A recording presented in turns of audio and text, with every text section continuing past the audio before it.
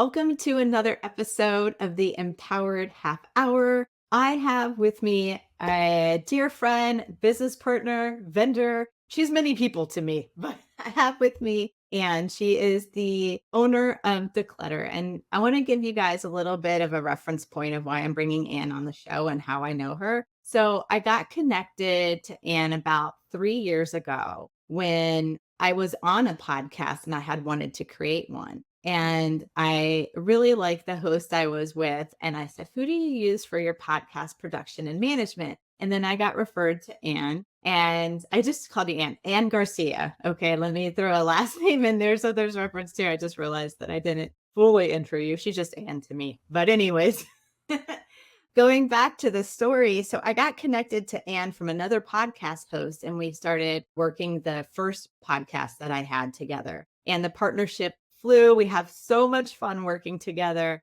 Her and her team are an essential part of Team Becca. I wouldn't even survive without them. And over and beyond podcast management and production, Anne and her team helped me with my social media, my graphics, my website design. So, and I just couldn't be more grateful to you and your team for your services. And I'm so excited to have you on the show. First of all, I just want to say thank you, Becca, for not just having me on the show, but giving me this opportunity to represent the team, Team Dklutr, and at the same time, as you said, being your partner, being your support crew when it comes to your digital marketing needs for the past 3 years. You're correct, it's been 3 years. So I feel like it hasn't been that long, but at the same time, I am amazed that we have I worked know. together for so Like long. it's flown Time by. We've had flies. a lot of fun, but it's like, yeah, it's been 3 years. So Time flies.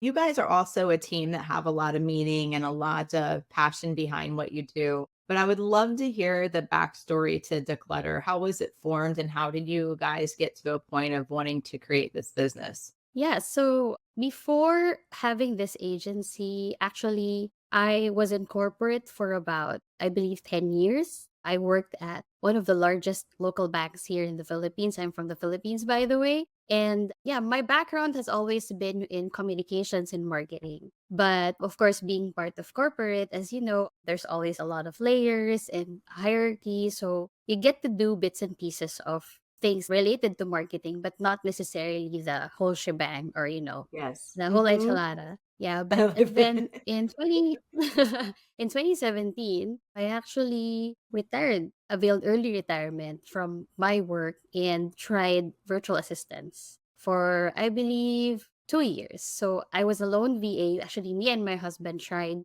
VAing, and it was, I would say, a successful run up until the pandemic when everything, of course, the entire world stopped and everything just And it changed. did. It Yes. did. But apparently, not apparently, but actually, we found the most success during the pandemic because we were able to have a client who was doing a masterclass for a podcast, for launching a show or for launching a podcast. And we were hired to launch about 10 shows at that time. So it really revved up, That's awesome. I the didn't know that. yeah, so podcasting has that's why I love podcasting. That's why this mic is here because it has been our gateway to everything that we have experienced so far, and that's the reason why we have scaled is because of our the success that we experience in podcasting, which led us to wonderful clients such as yourself. And that's Mhm. also how we were able to scale from just a 3 people team to now a team of about, depending on a given time, 12 to 20 people. Wow, that's incredible. And there's something in that story that I really want to pull forward for the listeners because, so many times we are afraid, just people in general, we are afraid to take action in the pursuit of doing something different or in the pursuit of doing something more meaningful or even just something that we might enjoy more than what we're currently doing because we can't see the end outcome. We don't know exactly what it's going to look like, and all the steps in between seem invisible as well, so that it feels daunting, right? And what I love about what you shared is that I call it the beautiful unfolding, but you allowed the universe to work through you. You and Carl took one step at a time. You started the VA, and that led you to this thing, to the masterclass, and the masterclass led you to 10 podcasts. And now you have a full digital marketing company. But you wouldn't have had that if you didn't take that first step. So there's two things that I want to say. Like, listeners know that there is a beautiful unfolding that can support you if you take that step. And then two, like sometimes you just need to just take the action, and like you get embraced by the beautiful unfolding, as I'm saying, but you gain confidence that you can do the thing. Anyway, and I would love for you to share with the audience maybe what some of your learnings, or you can expand upon what I said, but what have you learned through doing all those different steps? Actually, to add to what you were saying about the beautiful unfolding, before I dive into the question, that time was also scary, as you said, because when I jumped from corporate to being unemployed for maybe 2 to 3 months and then finally diving into, virtual assistants or remote work back then in 2017 isn't as glamorous as it is now in 2024. Like 7 years ago, it was completely different. Sure. Tech wasn't as advanced. The market is ripe, but at the same time, the learnings, you had to really learn everything from scratch. AI wasn't even around back then. One of the early jobs that I got is transcribing podcasts from like manually, Oh listening, my goodness. pausing, typing, because there isn't AI transcription back then. So that's how, I'll Wow. say, And you think about it, challenging. this entire podcast is being transcribed as we talk. Yes. The leap. But one of the things that I would say that is like the biggest learning for me when we did the whole jumping from corporate to working for ourselves to now having an agency of our own. There's four of us here in this agency that own this. And at the same time, we have people working with us full time. We have freelancers, we have part timers. I really lean heavily on the power of team. And when I say that, I mean the community, the support, the collaboration, and the synergy. I know that synergy is always thrown as a buzzword, but in our agency, that is really something that happens. It's dynamic. Like me personally, I learn so much from each person, regardless of where they are, like what their position is. The editor, the writer, the designer, the people who just come up with content for us, for our clients. It's really a synergetic experience. And I know that in our generation now, or in the world now, people tend to gravitate towards being more individualistic. But that's something that I hope makes a comeback, at least, is for people to really rely on the support of each other or rely on their team or in their support system. I really love that you're saying that because I'm very team spirited as well. And for the listeners, it's really hard to chase your dreams by yourself.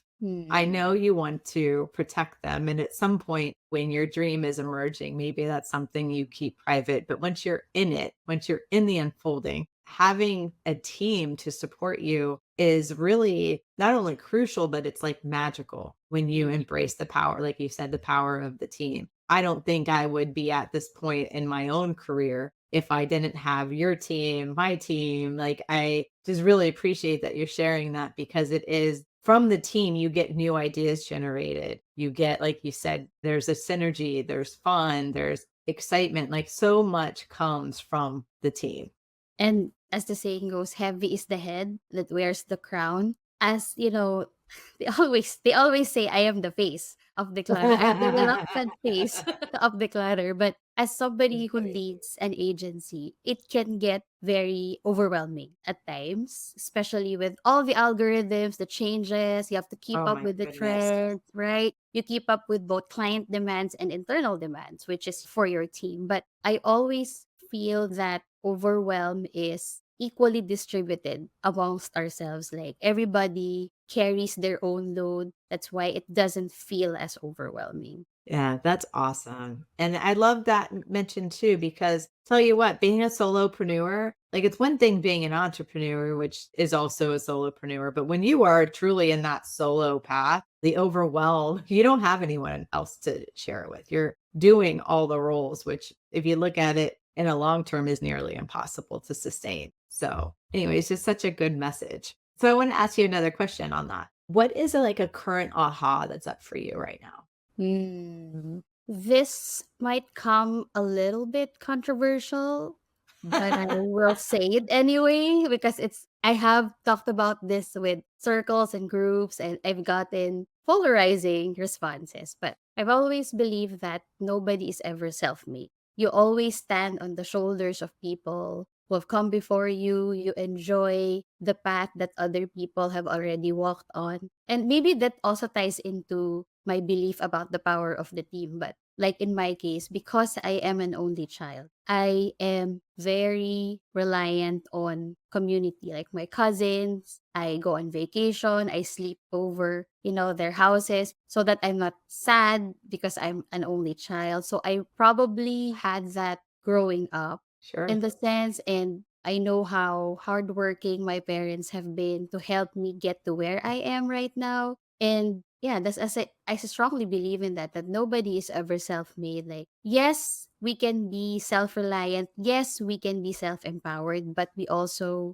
need to recognize that there are people in our circle, or there are people in our network, or there are people in our past, in our present, and probably in our future who will greatly contribute to our lives, our success, our experiences, the fullness of life. That is awesome because I couldn't agree more. And again, some people listening to this are like, I'm totally self made, but I do believe that behind every self made person is an army of people. Yeah. And it's nice to, from this perspective, be able to share with the listeners that, if you do have like those super big dreamy goals and you're going for it, surround yourself with a team because at the end of the day, it's going to be really hard to achieve everything by yourself.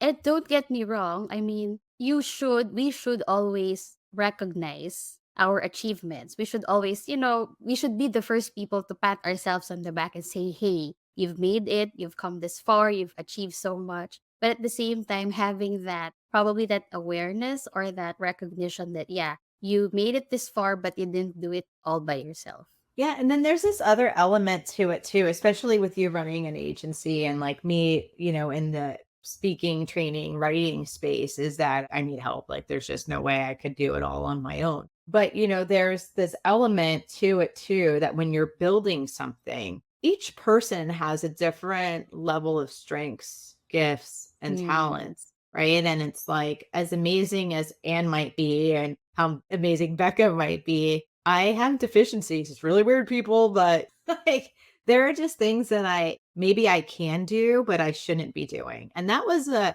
don't know, maybe if you want to talk about that too, but that was something during my journey that I really learned is that there's a lot of things I can do and that maybe I'm even decent at or good at, but there is someone that can do it better. And B, if I do that too much, then it actually takes me out of the thing that I love the most. So I don't know if you relate to that or if you want to talk about it, but I think that's an interesting topic to chat about too.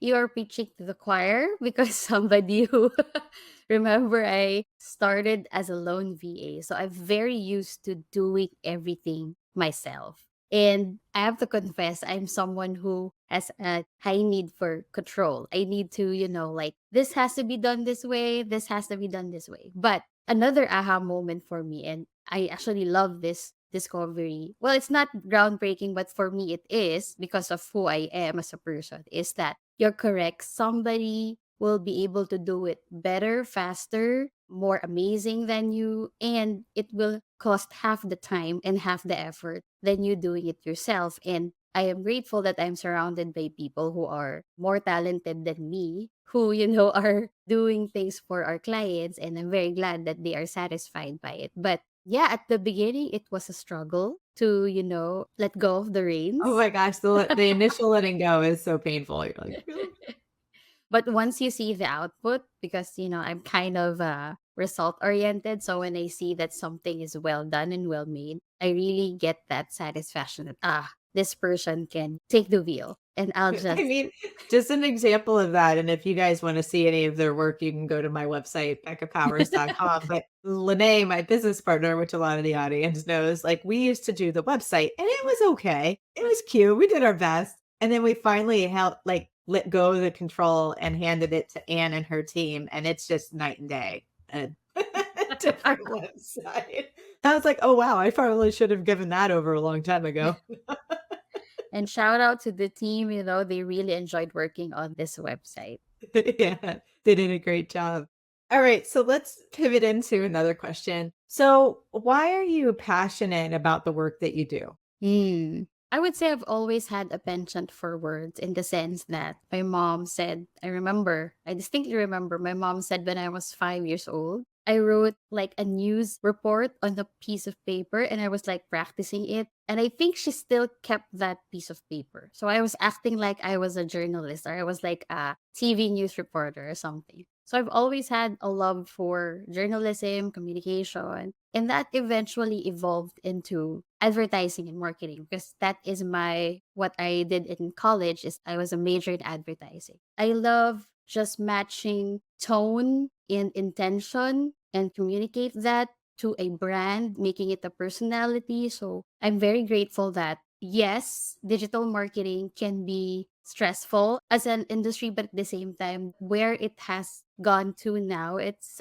democratized how people are able to build themselves. Like 10 years Yes. ago, nobody has the power to create their personal brand. Now, you want a brand, you want to sell yourself, you want to build a name for yourself, you can do that in a week or 2 weeks. So that's what I'm very passionate about is matching the power of marketing, the power of branding with people, helping them have that platform to stand on so that their voice can be heard, so that they can find their network, they can find their people. Because when that marriage happens, for me at least, it's one of the most satisfying things when we see a post and you see people interact with that post. We check the podcast downloads, the analytics, and when you Yes. see that people are interacting, people are engaging, it's very satisfying for me.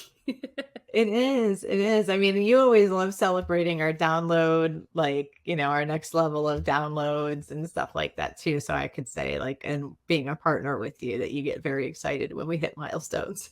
And one of the things that I'm passionate about too is just I'm a sucker for organization. And that's why, Ron makes fun of me that I'm very type A. I have a Monica in me as a person. All the That's hilarious. millennials, the reference. And Declutter, actually, the name, Declutter, it actually started out, I don't know if I told this to you, is Carl and I used to have a organization and like interior design makeover side hustle before, wherein we help people declutter their homes or their rooms so that their space makes more sense for them. So declutter actually came from that. The origin I of did not declutter is know that. I was always yeah. curious how you got the name, and now I know. Awesome. Yeah, so when we built this agency, that's the first thing that also came to my mind is I want to help businesses declutter their workflow, fix, like streamline their processes, their services, so that they can focus on the things they love. Like in your case, you don't need to edit your podcast, you don't need to write your show notes, but what you No. do is what you're doing now, the magic of communicating and engaging and connecting and networking. So, yeah, that's the other passion that I have is just fixing things, keeping things in order, putting things where they are. I love that. And I love that you took because it really is, you are decluttering people's workflows. The more of these type of tasks that I keep, it clutters up my workflow for sure because I have to do these are the things that I have to do, not have to do, but want to do. They're my priorities is making sure I'm hosting my podcast and I'm keynoting in front of audiences, that I'm training with corporate clients. Like when I'm not doing those things and I'm in my back office, I'm not doing the thing that lights me up. So I appreciate Mm. your passion and commitment to decluttering my workflow. And may I just add something that I just want to allude to something you said earlier about finding people that do it better than you. Yeah. The reason why that's important is you yourself, like you, Becca Powers, you do the things that only you can do. And we can't do what you do. So you need to do what you're good Yes. at because you're the only person who can do that. I can't speak to 1,000 people like you, like that's not my wheelhouse, at least not yet. But you do it effortlessly. You're on your third book already. So, Yes. I don't even have one book to my name, but you need to shine your best because you're doing the thing that you're best at, your zone of genius. So, I love yeah. that. So let's I want to ask another question, especially since we're coming down to the bottom of the half hour. I can't believe it's been almost a half I hour already. know, it's like just two gals gabbing. Yeah, it's like so fast. But all right, so I want to ask you a question that's directed towards the listeners. What is an empowering message that you might have for them if they're looking to maybe break free and do their own thing, or basically anything that would recap our conversation? But what's an empowering message that you can share with the audience?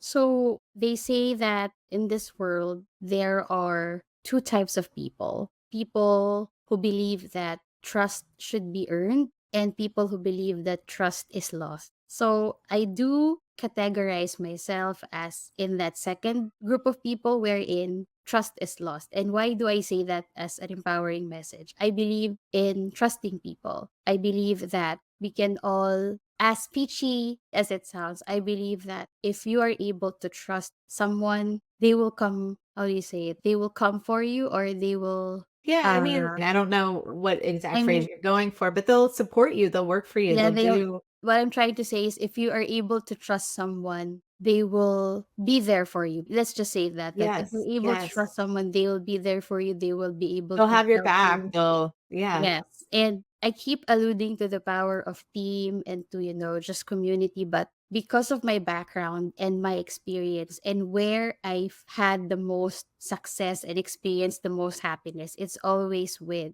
having somebody, or having support, or having a friend, or having a team. And it's also kind of, I would say, ironic. Like, I used to come from corporate, and that is, you're part of a large thousands of people workforce, but Yes. you can feel the most alone in a sea of people. Whereas when, I changed my profession and I work for myself, that is actually when I felt most supported, I felt most trusted. It's also because I Yes. was able to put that trust in other people. And I That's hope that awesome. that's something that, because nowadays I see a high level of individualism, especially with the younger generation. And even with our younger team members, I always say that friendship is important, trusting Yes. people is important, collaboration is important, partnerships are important, because it You're could saying be all the very, words that I love, it's yes. very Couldn't isolating agree to more. just trust in yourself. It's okay to be self-empowered, but it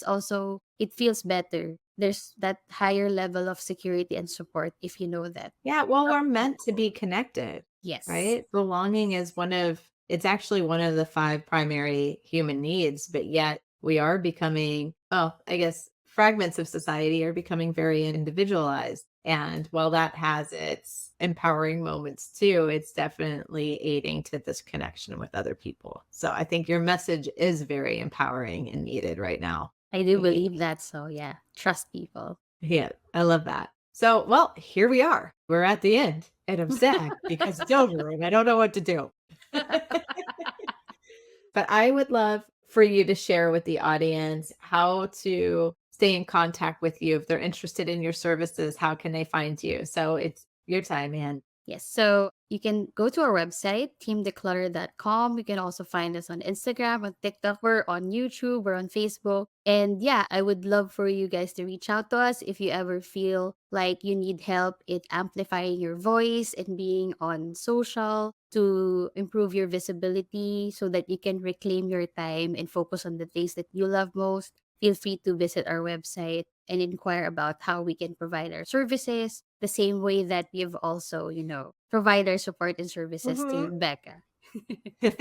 That's so awesome. And if you're interested, don't hesitate, reach out to them, guys, because they have changed my life in a very positive way. And I absolutely loved having you on the show. I can't believe, again, we're at the bottom of the 30 minutes, but I do just really want to also thank you for your messages of trust, teamwork, connection, belonging. All of those messages are super important. And I think the audience will appreciate it too. Thank you. Thank you, Becca. Thank you for the opportunity to be on your show. Appreciate it. I'll see you soon.